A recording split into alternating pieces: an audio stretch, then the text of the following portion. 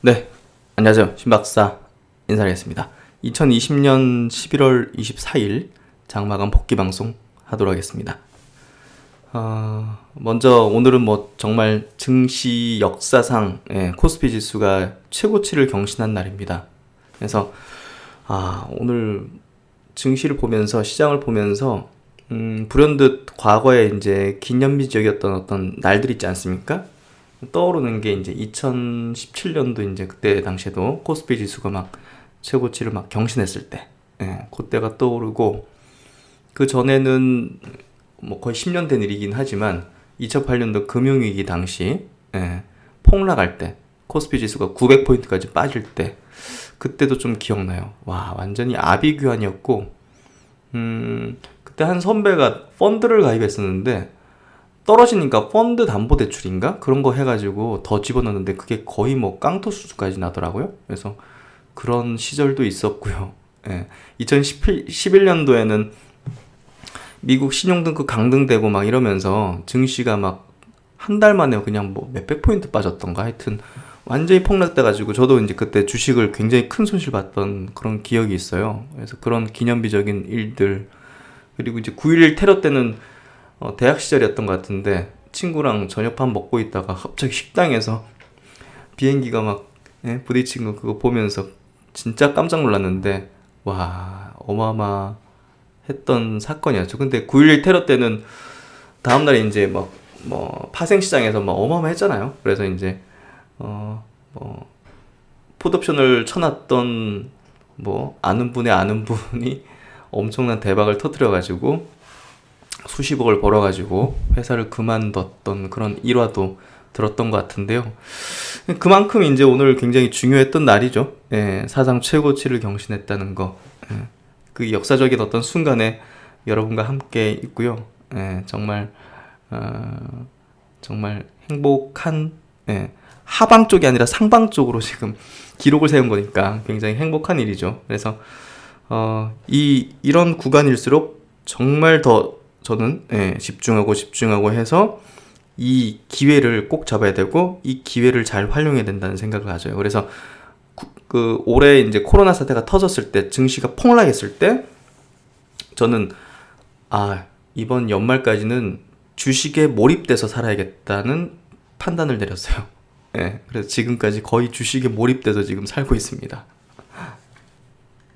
제가 유튜브 시작하면서 이제 그 굉장히 강조드렸던 게 여러분이 향후에 한 10년 정도 투자를 하시는 데 있어가지고 이번 올해만큼의 수익률을 폭발적으로 내는 게 쉽진 않을 거다. 그래서 역대급의 이런 어떤 기회를 꼭 잡으셔야 된다. 계좌 불리는 거 올해 역대급이 될 수 있다. 이런 얘기를 드렸는데요. 저는 변함없이 그거를 실행해 왔던 것 같아요. 그리고 지금 연말 역사적인 지금 순간에 이제 있는 상황인데요. 지금부터가 또 다른 또 시작입니다. 위로 매물대가 없는 우리가 신고가 종목은 위로 매물이 없어가지고 이제 치고 달리잖아요. 최근에 뭐 삼성전자 그랬고 몇 달 전에 뭐 네이버 카카오라든지 이런 것들 보십시오. 그런 개별주처럼 증시의 지수 자체도 지금 뭐 우리 증시가 고표가 된 건 아니잖아요. 그렇죠? 그리고 이제 뭐 지금 이렇게 사상 최고치 경신했는데 그렇게 시끌벅적하지가 않아요. 이런 것들을 보면 야 이거 어디까지 가려고 그러지? 그리고 최근 한 3달 조정받았는데 야 얼마나 가려고 3달을 또 그렇게 조정받아가지고 물량을 털어내고 손바뀜 시키고 이렇게 만들었을까? 그리고 지금 보면 외국인들이 막 오늘도 양시장 합쳐가지고 9천억 넘게 순매수했거든요. 어제도 1조 단위로 순매수를 하고. 그러니까 지금 외국인들은 한국 주식 계좌가 쫙 다 비어 있는데 20조 원을 팔아가지고 그거 그냥 채우기만 해도 지금 사실 뭡니까? 하여튼 어마어마한 물량을 우리나라 시장에서 사들일 거고 지금 아시아 증시의 주요 증시를 지금 외국인 투자들이 막 싹쓸이 하듯이 지금 사가고 있거든요. 이런 것들을 본다면 여러분들한테 제가 최근에 가장 강조했던 거는 흔들리지 마시고 팔지 마시고 들고 있어야 되고 강력하게 홀딩해야 된다. 이거 길다. 이렇게 얘기 드렸잖아요. 그거 꼭 실천하셔야 되고요. 그래서 오늘 할 얘기 굉장히 많은 것 같은데, 오전부터 또 이제 서정지 회장님이 또 그 김어준의 이제 뉴스 공장이라는 그런 프로그램에 출연해가지고 또 굉장히 중요한 어떤 얘기들을 하셨거든요. 그래서 그 부분들을 오늘 또 짚어보고 분석을 하고, 또 이제 셀트론이 이제 이상 환자 모집을 완료를 했습니다. 그걸 또 누가 발표했습니까? 정부가 발표했어요. 참 정부의 어떤 이 가장 든든한 이제 후원과 백, 예. 결국 이제 셀트론의 이 항체 치료제를 정부가 이제 해외 판매할 때 이제 결정을 내리게 될 거다는 얘기를 오늘 이제 하셨는데, 발언에서 그 내용 한번 좀 제가 자세하게 짚어드려야 될 것 같고요. 그리고 최근에 이제 셀트론의 대차 물량이 굉장히 급감하고 있습니다. 그것도 한번 제가 체크해 드릴 텐데, 결국 공매도가 도망가기 시작했다. 예, 공매도의 어떤 파멸이 본격적으로 좀 시작되는 거다. 이렇게 좀 해석이 되고요. 결국은 서정진 회장 은퇴 시점에서 정말 주주분들께서 가장 원하는 게 그거 아니겠어요? 사실 공매도 망하는 거 보겠다. 그건데 아마 이번에 그런 모습을 여러분들 함께 보게 되지 않을까, 그런 생각이 듭니다. 그리고 이제 구독자님 중에서 리제네론이 최근에 긴급 사용 승인 받았는데 주가가 안 올라갔는데 그거랑 비교해가지고 셀트론도 그럴 수 있는 거 아니냐, 이런 질문을 하셨거든요. 그리고 이제 그런 부분들을 제가 한번 좀 비교를 해가지고 체크를 한번 해드릴게요. 그리고 이제 오늘 외국인들이 뭐 최근에 IT 반도체를 많이 사지 않습니까? 근데 오늘 그냥 배터리 주식을 그냥 싹쓸이 하더라고요, 오늘. 예. 그러니까 오늘 싹 다 그냥 신고가 만들어 버렸잖아요, LG와 삼성 SDI. 그래서 외국인 심 싹쓸이 하는 부분들 체크 한번 해드리고, 이제 LG화학하고 좀 체크 한번 해드리도록 할게요. 그럼 이제 장 마감부터 체크 한번 해드릴게요. 코스피 지수 오늘 0.58% 상승했고요. 2617포인트입니다. 코스닥 지수는 소폭 하락했어요. 0.14% 하락해서 872포인트.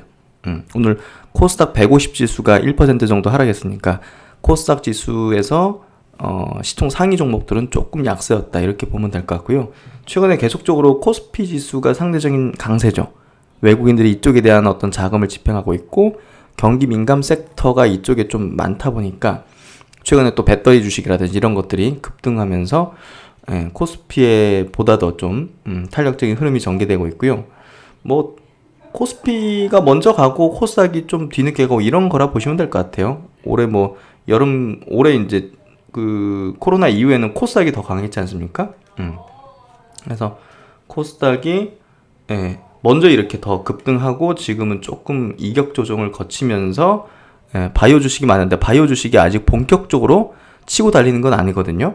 그러니까 그만큼 바이오 주식이 본격적으로 올라가게 되면 코스닥 지수가 이제 탄력적으로 상승할 거고, 결국은 굉장히 무서워지는 어떤 지수가 될 거라고 생각해요. 그래서 먼저 올라왔기 때문에 이제 좀 쉬고 있는 거라 보시면 될 것 같고, 쉰다는 게 아니라 그냥 천천히 가는 거죠.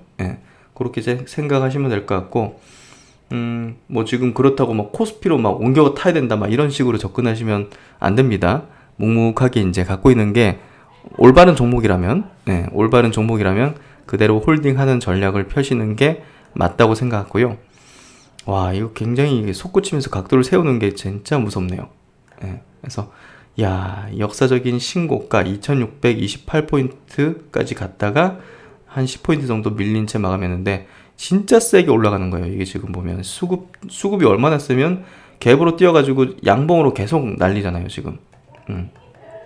진짜 센 거거든요. 각도가 지금 보시면 이 각도가 힘이에요.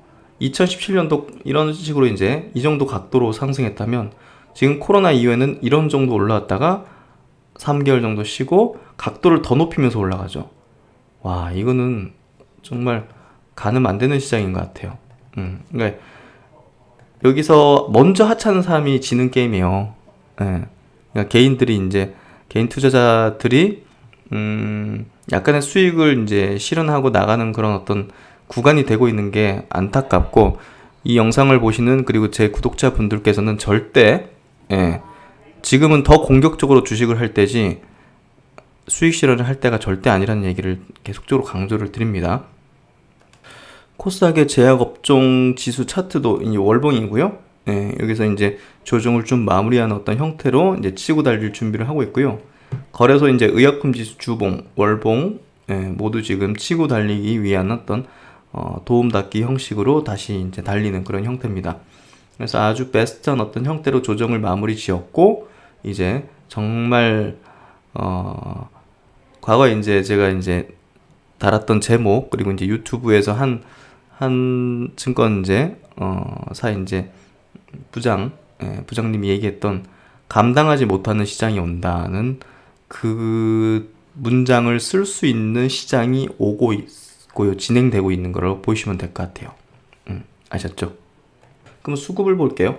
오늘은 코스피 시장에서 7,200억을 순매수했어요, 외국인이. 근데 거기서 화학 업종에서 3,000억. 이게 배터리 주식이 대부분이거든요. 오늘 이제 LG화학 이따 보여드리겠지만 어마어마해요, 순매수한 게. 개인들이 차익 실현했죠. 그러니까 여러분들 LG화학하고 삼성 SDI 수익 좀 나셨죠. 팔고 싶죠. 예, 이렇게 팔았죠, 개인들이. 그 심리가 여기에 딱 고스란히 나타난 거고요. 외국인은 고를 외치고 있습니다. 더 강력하게 사들이고 있죠. 누가 이길까요? 아니, 누가 맞는 걸까요? 예. 아니 뭐 이익 내고 나간다면 그것도 뭐 만족하는 정도겠지만, 지금 외국인이 매수하는 이 기조 자체, 흐름 자체가 이게 뭐 끝물일까요? 아니잖아요. 배터리 주식이 이제야 배터리 쪽에서 BEP, 손익분기점이 넘어가기 시작했는데, 그렇죠. 실적이 뭔가 둔화된다던가, 아니면 약간 피크를 좀 찍었다던가, 그 성장률이 좀 줄어든다던가, 뭐 50%, 60% 성장했다가 뭐 1, 20% 정도로 둔화된다던가, 이런 게 없이 내가 이익 좀 났으니까 팔겠다. 그거는 되게 안타까운 것 같아요. 아셨죠? 그래서 제가 그런 부분들을 잘 체크해드려가지고, 높은 가격에 좀 팔 수 있도록, 그런 것들을 좀 제가 잘 체크를 해드리도록 하겠습니다. 그리고 이제 연영 없이 전기전자 업종에서 오늘 외국인들 2천억을 샀는데요. 오늘은 삼성전자하고 하이닉스가 그래도 그렇게 좀 세지가 못했죠. 수급이 상대적으로 좀 세지가 않았어요. 하이닉스는 오히려 이제 마이너스로 마감했죠. 그래서 오늘은 배터리 쪽이 완전 그냥 외국인이 싹쓸이하는 그런 장이었다 보시면 될 것 같고, 그리고 이제 코스닥 지수, 코스닥도 이제 외국인이 한 1,800억 순매도했어요. 적지 않죠? 그러니까 IT 하드웨어 쪽, IT 쪽으로 좀 많이 산 것 같고요. 지금 외국인들은 그냥 아시아 증시, 경기 민감 업종, IT 반도체 뭐 이런 것들, 한국 증시 그냥 싹쓸이에요. 이것저것 재지 않고 그냥 들어오는 거예요. 그러면 이제 오늘은 특별하게 좀 체크해 드릴 게 있는데요.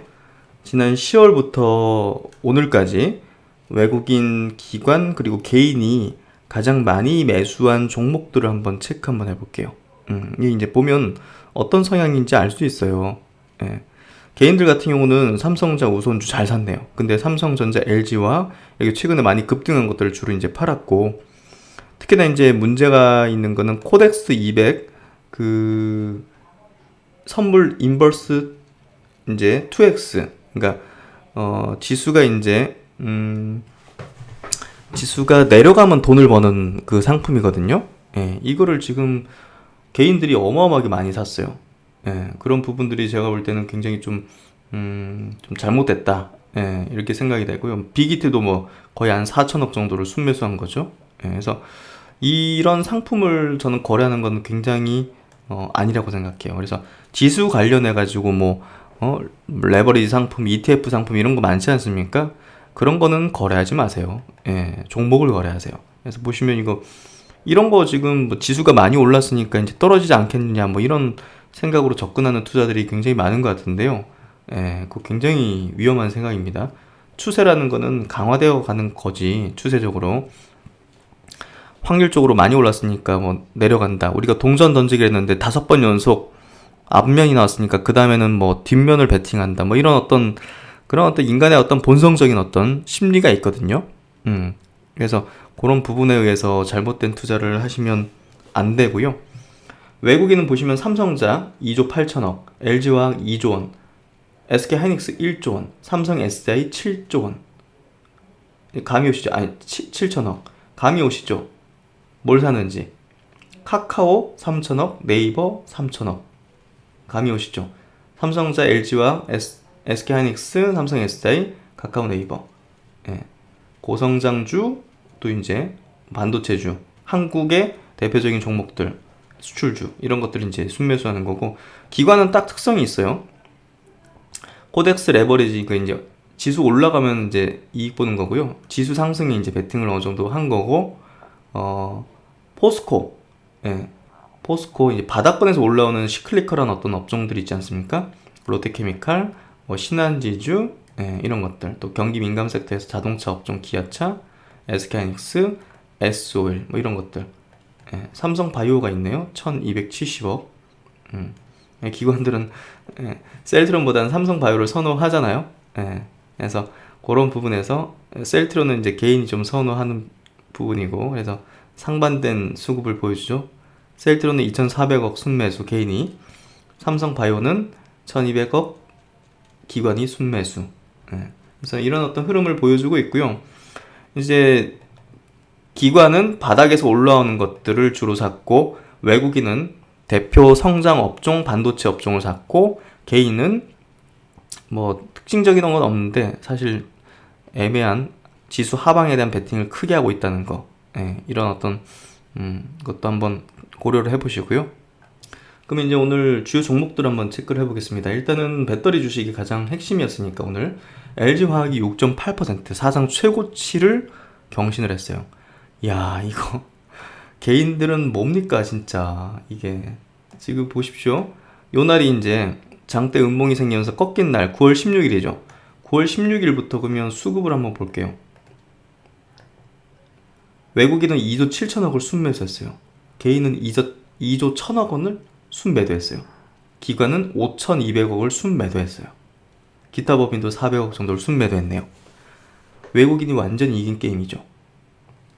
주구장창 그냥 쓸어 담잖아요. 외국인들은. 야, 하여튼 뭐 어떤 기준으로 주식을 해야 되는지 이제 조금 감이 오시죠. 개인 투자자나 기관 투자자는요, 정말 짧은 시각으로 거래를 하는 경향이 높아요. 기관도 마찬가지입니다. 기관이 장기 투자하는 수급이 아니에요. 분기 단위로 거의 투자하는 사람이에요.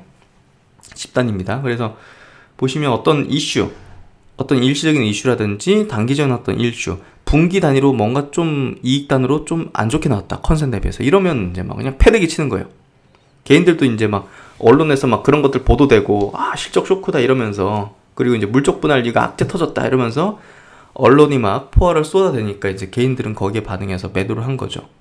근데 외국인은 장기적인 시각을 바라보면서 배터리 글로벌 1위 회사 테슬라와의 어떤 그 계약 소식들을 뭐 미리 알 수도 있고 모를 수도 있겠지만, 결국은 그 방향성 자체에 대한 베팅을 한 거고, 추세적인 어떤 방향에 대해서 확신을 가지면서 이렇게 계속 들어온 거죠. 그래서 어떤 시각으로 주식을 하는 게 보다 더 현명한 판단을 내리는지는 여러분이 이제 좀 이해되실 거라 생각해요. 그래서 이때 얼마나 많은 노이즈와 이제 매도하는 어떤 기사들, 그런 분석들이 많았는지는 아마 기억하실 겁니다. 이 사례를 통해서 야, 이렇게 수익 났지 하는 것보다는 이 상황에서 어떤 판단을 가지고 어떤 기준을 가지고서 주식을 하는 것이 향후에도 수익을 낼 수 있는 방식인가를 정리해 두시는 게 굉장히 더 중요했지 않았을까 하는 사례로서 한번 보시면 될 것 같고요. 또 이제 삼성 SDI도 오늘 5% 가까이 상승하면서 신고가입니다. 나란히 역사적 신고가예요. 예, 역시나 이제 삼성 SDI도 오늘 외국인이 700억 정도, 그리고 이제 LG화학이 보시면 외국인이 2,300억을 순매수했어요. 둘이 합쳐서 3,000억이죠. 그러니까 두 종목 다 이제 그냥 외국인이 그냥 쓸어 담은 거죠. 그리고 이제 삼성바이오 오늘 좀 쉬었죠? 예, 쉬었기 때문에 오늘 셀트론도 그렇게 오르지 못했고요. 예, 삼성바이오 이제 셀트론이 비슷하게 움직인다 보시면 될 것 같아요. 어차피 이쪽 바이오 업종에서 시총이 이제 4, 50조 되는 이제 비슷한 규모이기 때문에 그렇게 움직인다 보시면 될 것 같고, 네이버, 카카오 오늘 뭐 그렇게 세진 않았던 것 같고요. 예, 상대적으로 카카오가 그래도 1% 넘는 상승을 보여줬네요. 현대차 무난하게 최근에 뭐 점진적으로 올라가는 형태, 오늘도 1% 정도 상승했고요. 셀트론이 임상이 그 환자 모집이 완료됐다는 소식에도 불구하고 크게 상승 못했네요. 왜냐하면 오늘은 시장의 주인공이 배터리였기 때문이에요.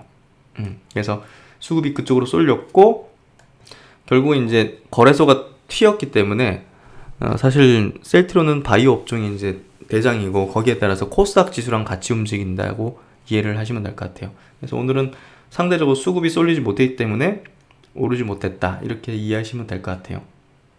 그래서 이제 SK이노베이션 같은 경우 정유 주면서 배터리 주식이잖아요. 근데 이제 뭐 LG화학보다는 훨씬 점유율이나 이런 것들 떨어지는 그런 기업이기도 한데, 사실 최근에 이제 이렇게 조정받은 부분들이 있지 않습니까? 이런 부분들은 제가 볼 때는 상대적인 메리트는 분명히 있다고 생각해요. 어차피 정유 업종도 이제 그 실적도 회복되는 어떤 국면에 있고, 배터리 쪽에 있어서 뭐 사실 한국 3사에 속하잖아요. SDI, SK이노베이션, LG화학 이렇게. 그렇기 때문에 어차피 이것도 갈 건데, 여기서는 제가 볼 땐 굉장히 좋은 어떤 조정 구간을 만들고 있는 것 같아요. 그래서 한번 관심 가져보셔도 좋을 것 같아요. 다른 것들이 못 올랐다는 부분이 지금 시장 강사장입니다.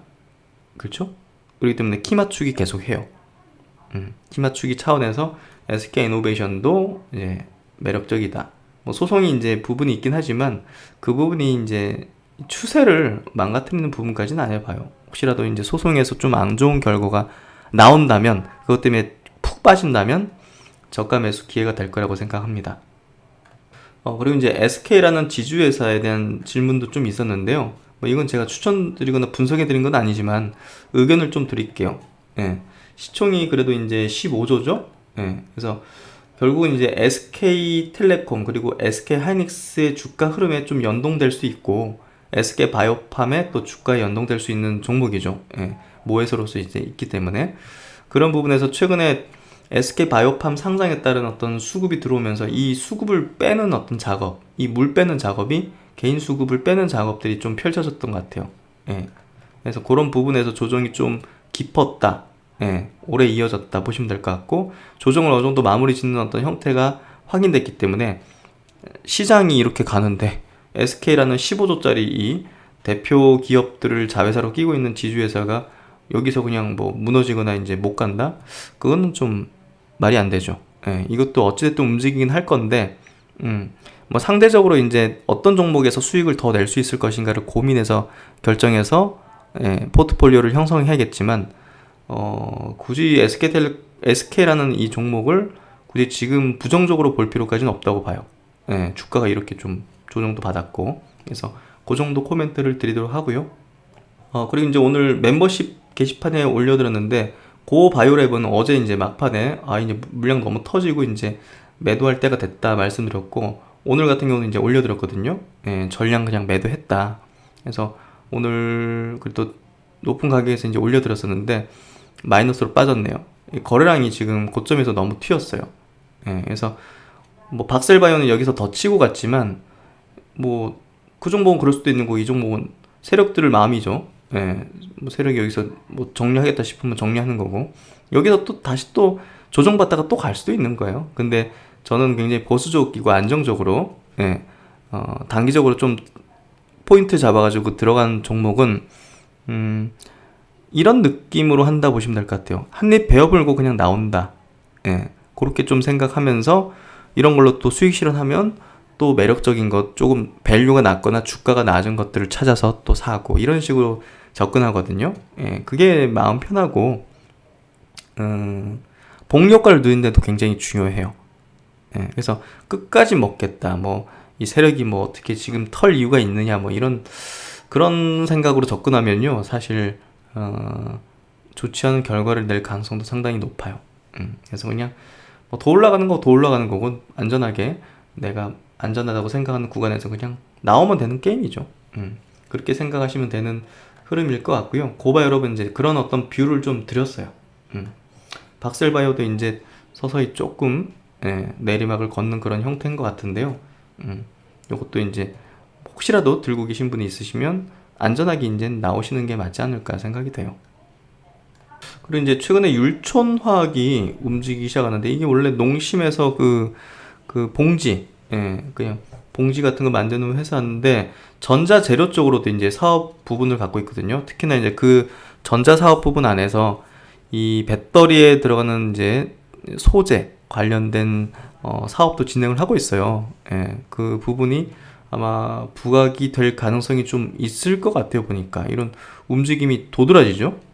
그래서 그런 부분에서 아직 시장에서는 알려지지 않은 것 같은데, 그런 부분이 아마 부각될 가능성은 좀 있어 보인다. 그 정도 한번 코멘트를 드릴게요.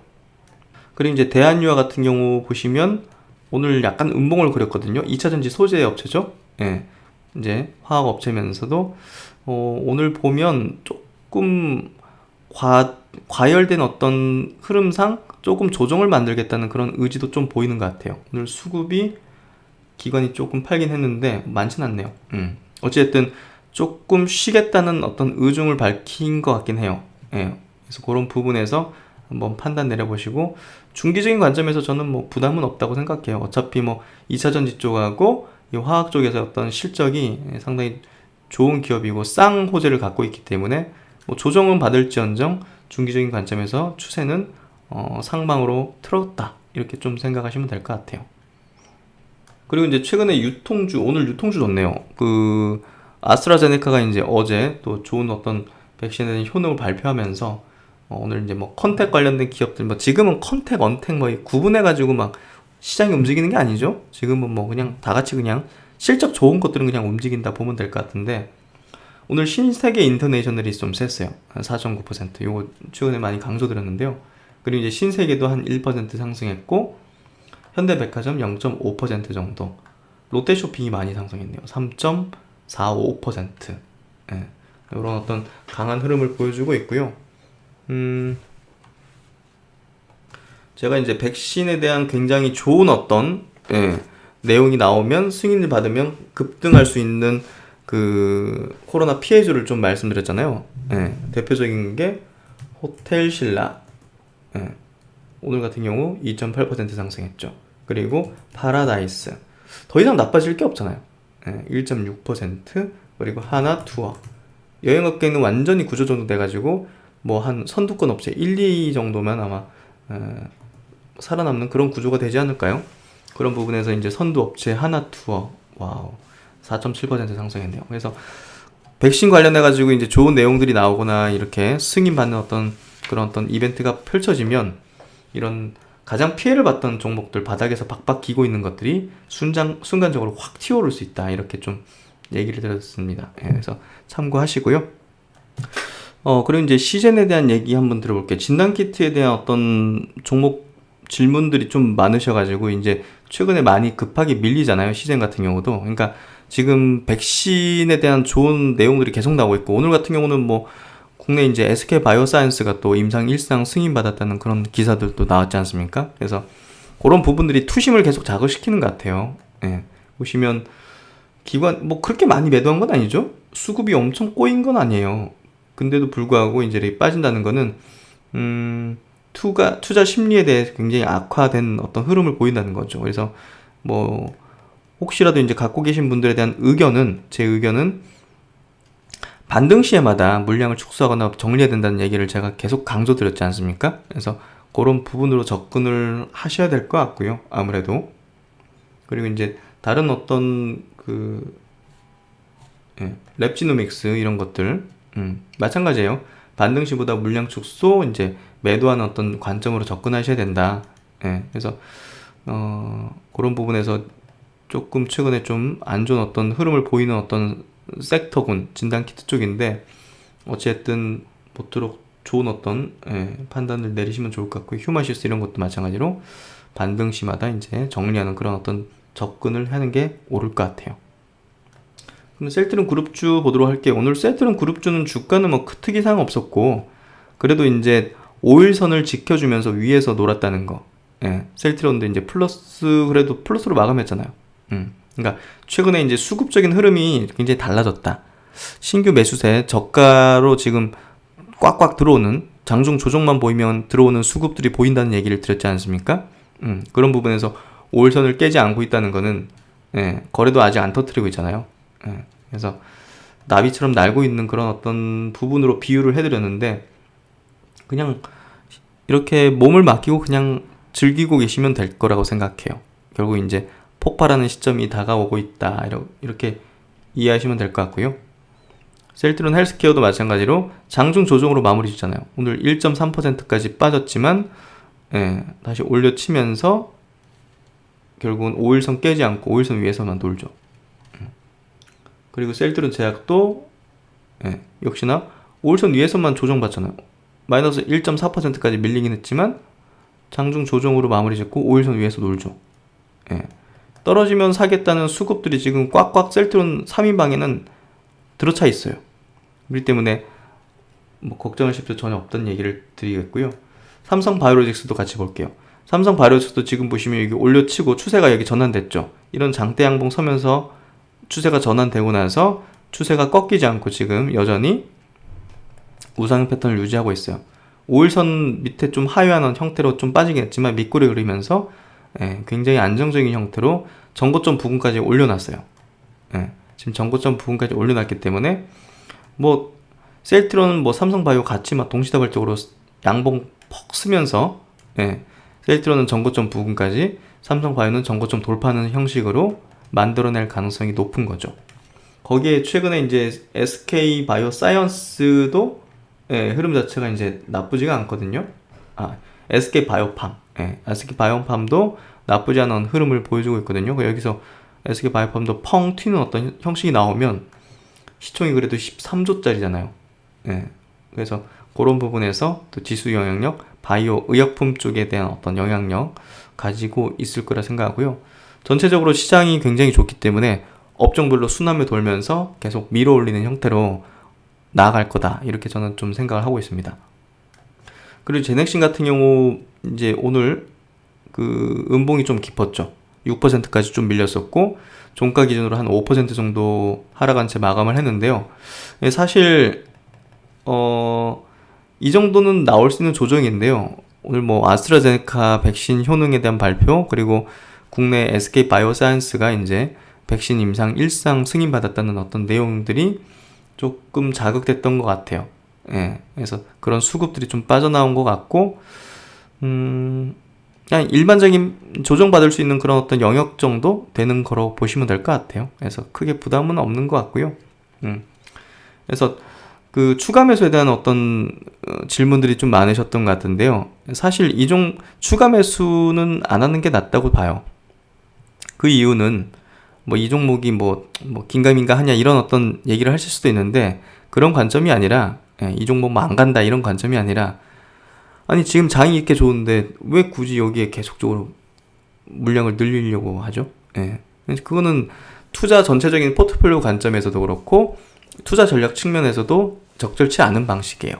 그래서 지금 업종별로도 바이오 업종만 가는 것도 아니고, 지금 뭐 경기 민감 섹터 바닥에서 올라오는 업종들도 많고 하는데, 그리고 제가 이제 최근에 코로나 피해주들도 푹 튀어오를 수도 있는 건데, 그런 것들을 왜 전부 그런 것들을 안 하고 여기에만 그냥 완전히 그냥 그럴 필요 없는 거죠. 주식을 그래도 다양성 있게 하는 게 좋죠. 기회가 이제 지금 널려 있는데, 그러니까 이게 안 간다 이런 얘기를 드린 게 아니라, 굳이 여기에 계속적으로 물타기 하거나 추가 매수를 단행하면서 포트를 너무 이쪽에 집중하면서 그럴 필요 없는 것 같아요. 그래서 저는 좀 다방면으로 이렇게 하는 게, 지금은 강세장이니까 웬만큼 업종들 못 올랐던 것들도 막 끌어올려주는 그런 시장인데, 수급이 굉장히 좋은데, 그렇게 좀 접근하시는 게 마음 편하시리라 생각을 해요. 그래서 그런 관점 말씀드리고요.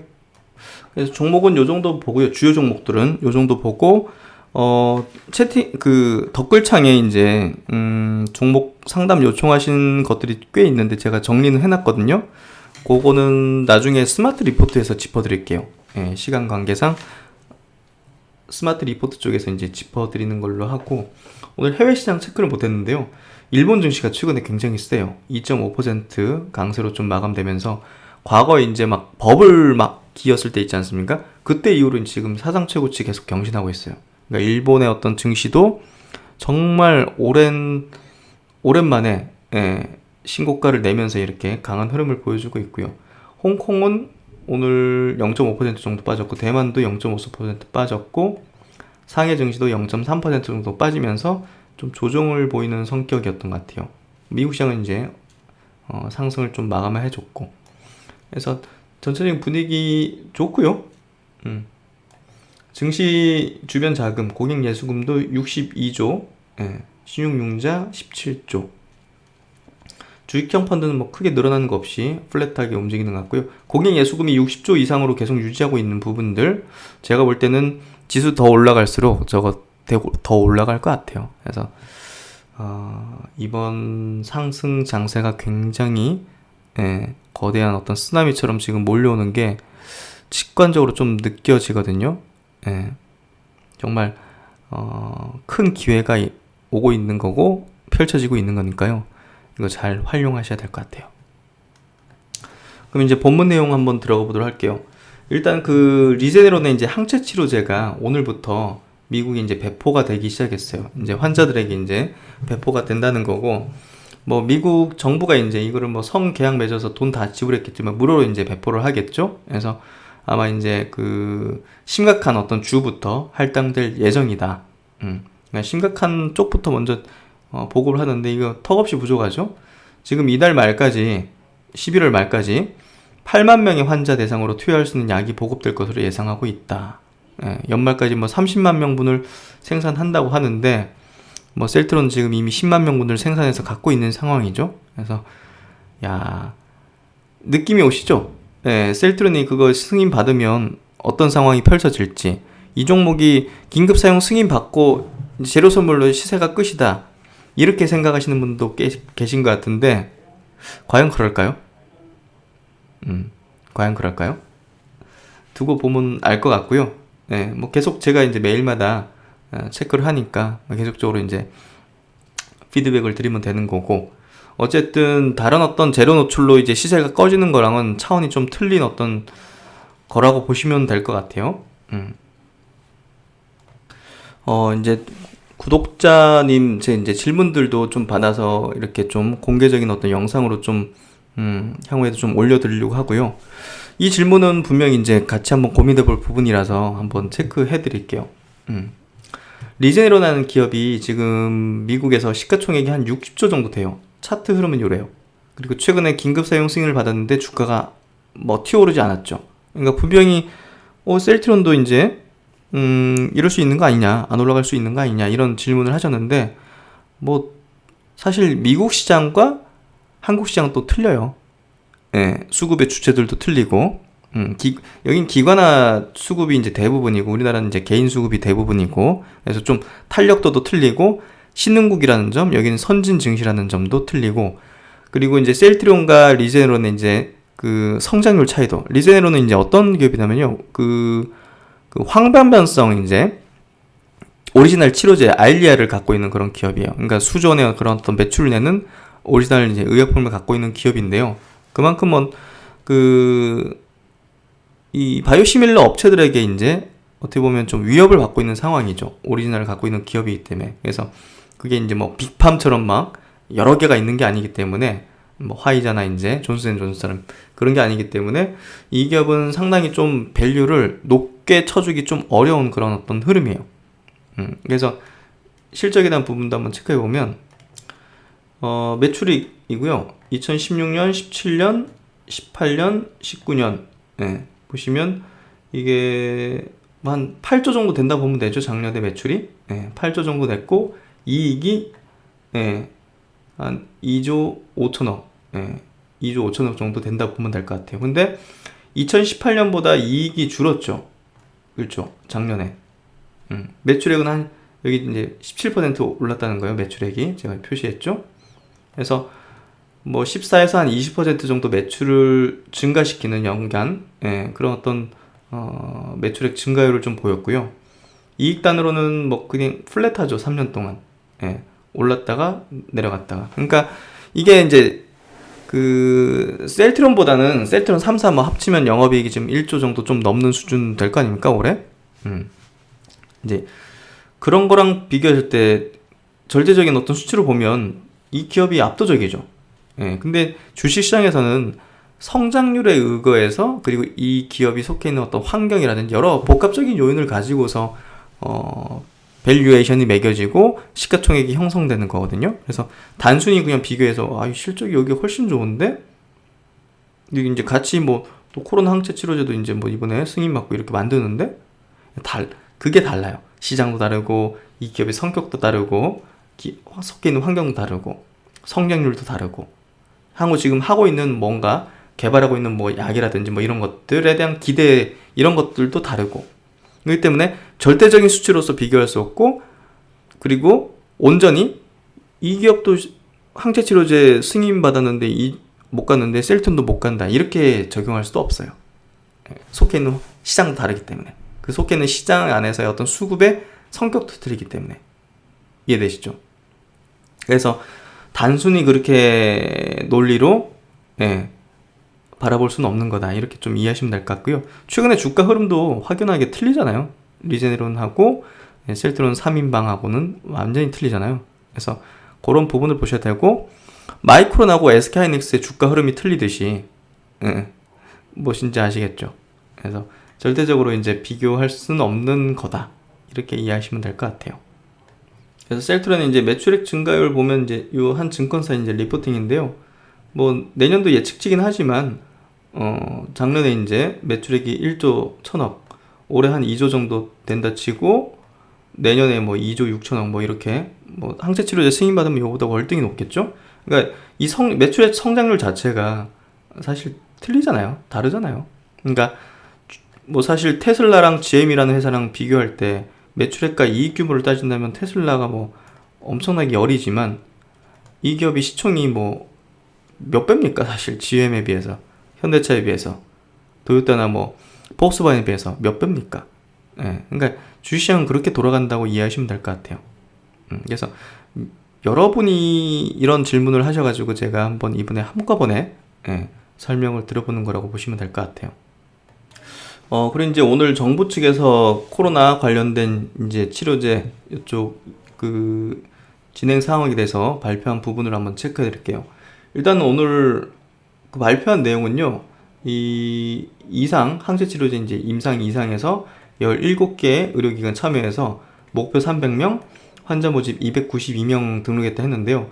이 발표하고 나서 이제 나중에 기사로 환자 모집이 다 됐다고 정부 측에서 발표한 게 나왔죠. 그리고 이제 백신 쪽에서는 SK 바이오사이언스의 백신이 이제 합성 항원 백신이 임상 승인돼서 지금 제넥신과 함께 두 종의 임상 시험이 진입한 상황이고, 연내로 또 한 종류 정도가 아마 진원생명과학이겠죠. 그게 이제 임상 착수 가능할 걸로 판단하고 있다 이렇게 좀 발표한 내용이고요. 또 혈장 치료제 관련해 가지고는 임상 이상 12개 의료기관에서 어제까지 16명의 환자 등록했다 해서 크게 늘어나진 않네요, 이쪽은. 근데 이제 혈장 공여 자체가 그래도 많아요. 현재까지 혈장 공여에 4,239명이 의사표명을 해주셨고, 이 중에 혈장 모집이 완료된 분은 2,898명이다 해서 추후에 이제 그래도 녹십자도 순조롭게 임상을 진행할 것 같아요. 그래서 오후 한 2시쯤이었죠. 코로나 항체 치료제 임상 환자 모집이 완료됐다. 이렇게 정부 측에서 이제 발표를 해줬고요. 그리고 이제 지역별로 이제 글로벌 임상이기 때문에 환자 모집이 다 달성됐는데 지역별로 이제 이렇게 좀 설명을 한 게 있고요. 보시면 292명 중에서 국내가 31명, 원래 30명 모집이었는데 1명 초과돼서 31명, 해외가 261명, 해외는 루마니아가 이제 250명, 압도적이죠. 그리고 미국도 좀 늘어났네요. 과거 이제 1명이었는데 미국 8명, 그리고 스페인이 3명, 이렇게 이제 글로벌 어떤 임상으로 이제 완료가 이제 환자 모집 완료가 됐습니다. 이제 한 달 정도 임상 진행하고 결과 이제 분석까지 남은 거고요.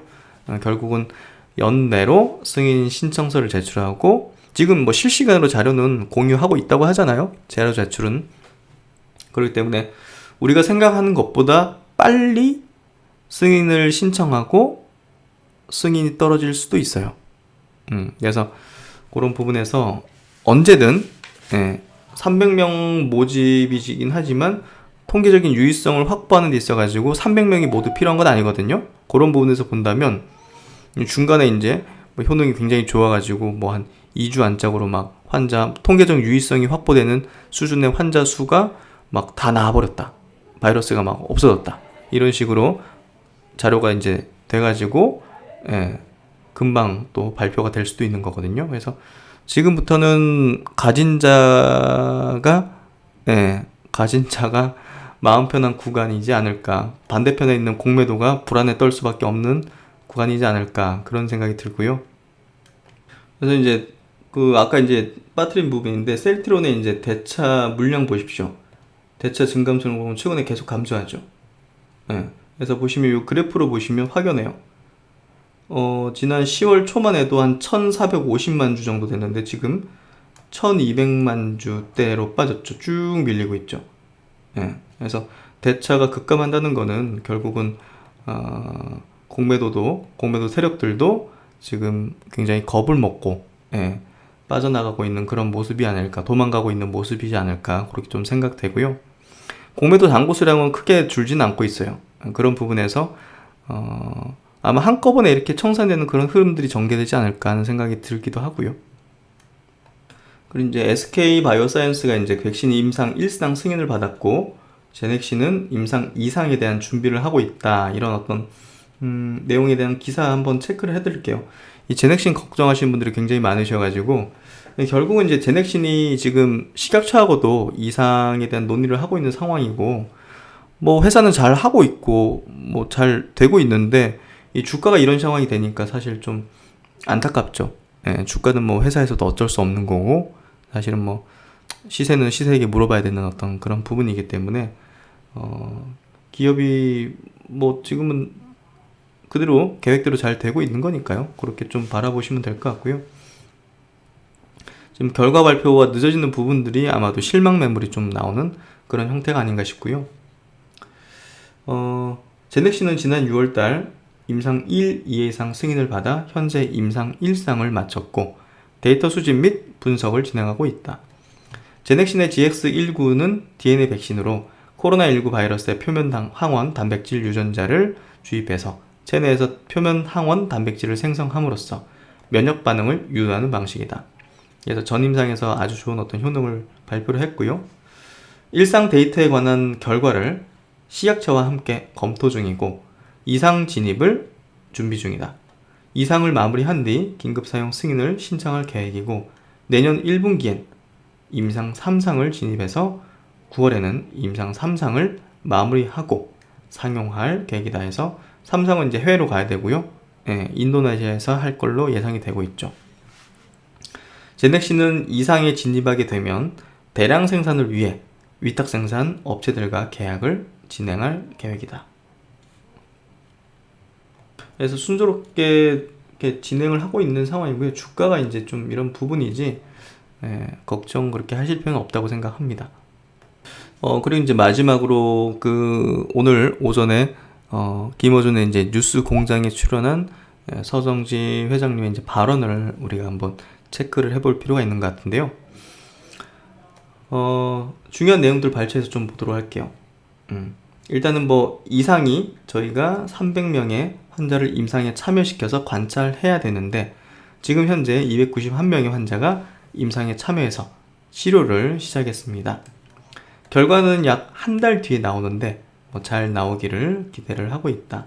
그래서 신청을 이제 이상에서 좋은 결과 나오면 조건부 신청을 들어갈 예정이다.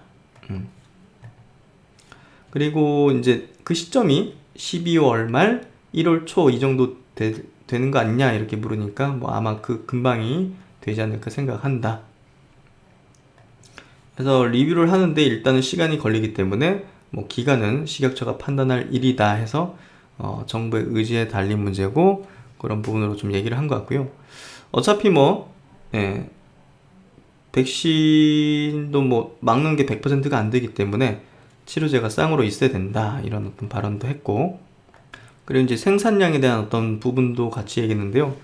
일단은 뭐 셀트론은 미국 2개 업체 대비해서는 뭐 한 달 반 정도 뒤지는 상황이고 그리고 이제 유럽에 있는 GSK 아스트라제네카보다는 일단은 뭐 두세 달 정도 앞서 있는 상황이다. 셀트론이 글로벌 시장에서 어떤 치료제 개발의 어떤 속도 부분을 얘기하는 거고요.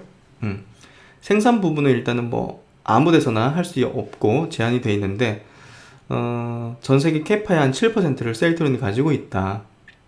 그래서 최대한 어떤 재고 레벨을 낮춰서 생산하면 200만 명 분을 좀 만들 수 있고, 미국에서도 보면 두 회사가 뭐 최대한 생산하면 한 400만 명 분을 생산하지 않겠느냐, 뭐 그렇게 생각한다는 얘기고요. 그래서 지금 치료제 개발에 1,500억 정도 들 거라고 이제 예산을 이제 계획을 잡아놨는데, 지금 한 400억 정도 이제 자금이 집행됐다 하고요. 앞으로 이제 더 생산을 확대하고 또 이제 3상을 진행할 때, 3상이 이제 가장 많은 돈이 들어가는 대규모 임상이기 때문에 거기에 또 대부분의 자금이 들어가겠죠. 그래서 한 1,500억 정도 이제 들어가게 될 거고요. 뭐 이걸 일단은 만들게 되면 판매되는 부분은 뭐 걱정할 필요가 없죠. 지금 뭐 글로벌 상황을 보면. 그래서 한 사람의 지금 해외에서는 치료제가 한 400만 원 정도 치료제가 지금 가격을 매겨져 있는데, 우리나라에서는 원가로 공급하고 해외에서는 다른 기업 대비해서 좀 저렴하게 파는 걸 얘기했고요. 그리고 이제 서정진 회장님의 이제 굉장히 중요한 어떤 생각, 그 부분을 좀 읽을 수 있는 부분인데요.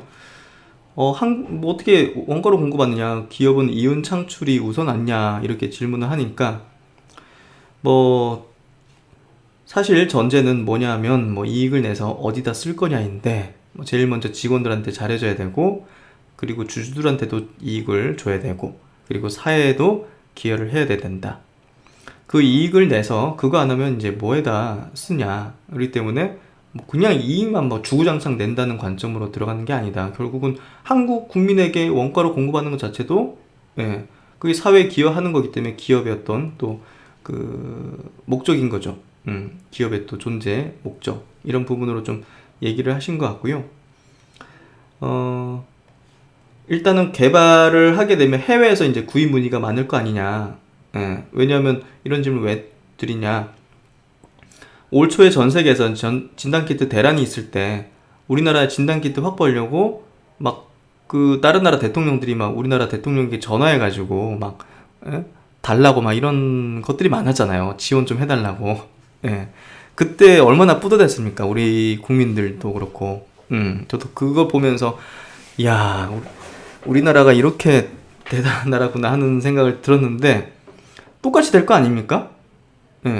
항체 치료제를 개발하게 되면 지금 미국 두 개에서는 자기들만 해도 부족하기 때문에 다른 나라에서 요청 들어오는 걸 요청할 수도 없고, 그런 상황인데요.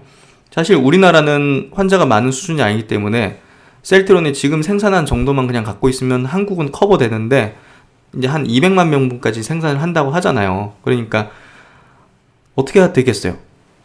다른 나라에서 얼마나 지금 이거 전화 오겠습니까? 그런 것들이 분명히 있을 건데,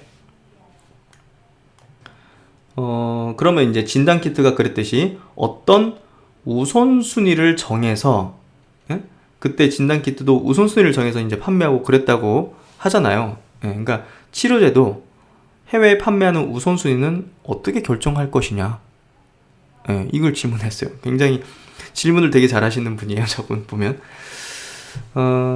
서정진 회장님의 발언은 이제 이런 것은 제일 좋은 게 사실은 기업이 가지고 있는 물질이지만 국가와 같이 우선순위를 정하는 게 좋습니다. 그러니까 국가와 같이 우선순위를 정한다고요? 그래서 저희들은 공식적으로 그 얘기를 했어요.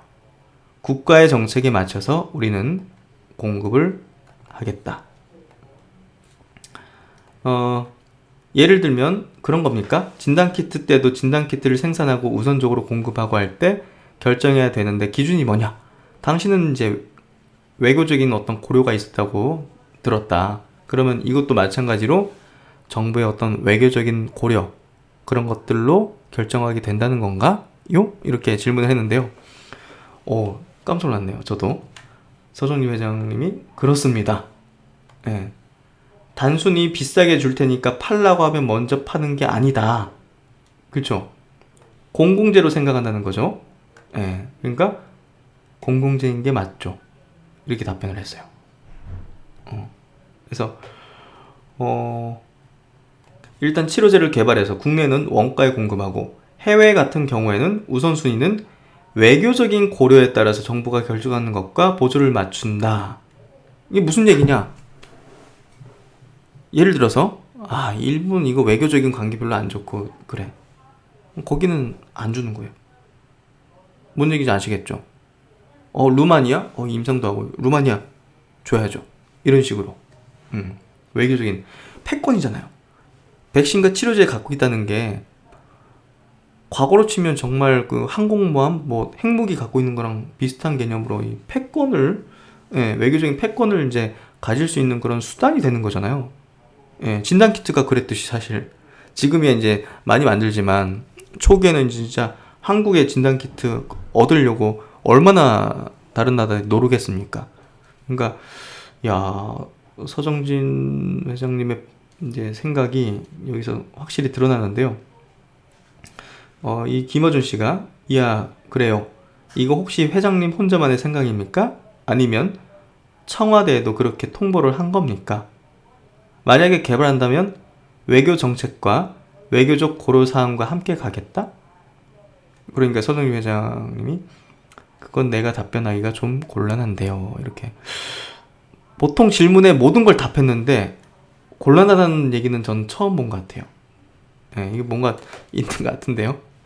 그래서 셀트론 치료제가 개발되면 판매 우선순위는 외교적 판단과 함께 가겠다. 그러니까 서정진 회장이 이렇게 답변했습니다. 그래서 이거 여러분 이건 셀트론이 이 치료제 만들면요 그 재료 선물 아니에요. 그 또 다른 시작입니다. 이거 보면. 그래서 추후에 이제 나타나게 될 그런 어떤 상황들이 굉장히 좀 기대가 되고요. 어차피 뭐 셀트론은 실적도 계속 늘어나는데 이걸 뭐 재료 노출 해가지고 뭐 팔 이유가 없는 거잖아요. 그렇잖아요. 그래서 오늘 출연한 이 프로그램은 굉장히 좀 새로운 걸 좀 알게 됐고, 그리고 조금 뭐랄까 향후 굉장히 흥미진진할 것 같다. 우리 주주 입장에서는 굉장히 즐거운 관전 포인트가 될 거라는 생각이 들어요. 그래서 굉장히 두근대고 12월이 너무나 기대되고 그렇죠. 하여튼 오늘도 이렇게 좀 마감이 됐고요. 오늘은 좀 영상이 좀 많이 늦어졌는데요. 하여튼 어서 올리고 여러분의 또 반응들도 같이 보면서 그렇게 하루를 또 마무리 짓고자 합니다. 네, 오늘 고생 많으셨고 사상 최고치 코스피 지수 경신한 날 참 기념비적인 날입니다. 다들 화이팅 하시고 함께 앞으로도 동행하는 신박사가 되겠습니다. 감사합니다.